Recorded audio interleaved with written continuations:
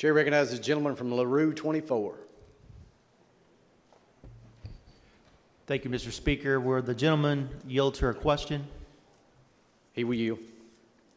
Gentleman on page 49, I'll let you turn to it. And page 50. It starts on page 49, lines 26 through 27. Page 50, lines 1 through 3. Was it your intent to have a floor but not a ceiling on the 15 cultivars licensed, 25 dispensaries, 5 processors, and 3 producers? It says at least. Gentleman from Jefferson.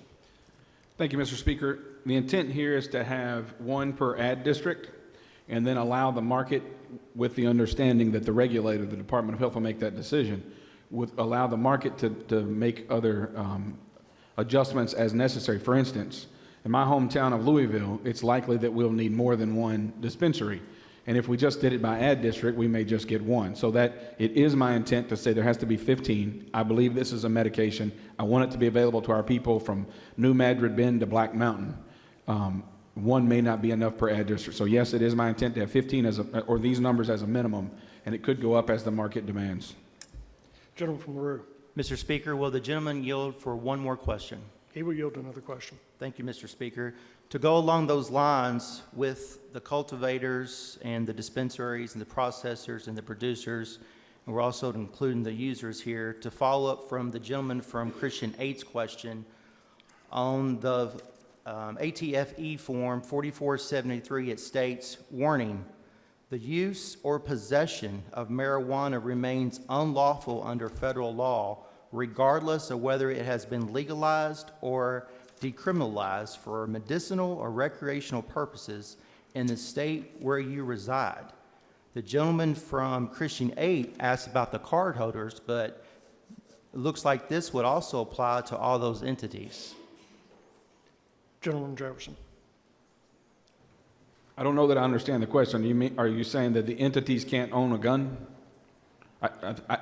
Can I ask for clarification, Mr. Speaker? Gentleman from LaRue, can you clarify the question, please? Yes, Mr. Speaker. On the form, it says if you are in use of marijuana or possession. So these entities, the cultivists, the dispensaries, the processors, and the producers, by this definition on this form, they are in possession. So are each of those individuals giving up their gun rights also? Gentleman from Jefferson. Thank you, Mr. Speaker. I think that's a good question. I assume that you were setting me up with your first one. But I think my understanding is the answer is no. And the best evidence for that is they're in 34 states. And I've heard of, and I've spoken with a number of folks who run dispensaries in other states, and I've heard of none of them losing their gun rights. So that's Exhibit A, I would say. Exhibit B is the Rohrabacher-Farr Amendment. Again, the United States Department of Justice cannot use any dollars that they've been appropriated by the United States Congress to interfere with medical marijuana programs. Part of that would be the gun rights of owners of dispensaries and cultivators and the like.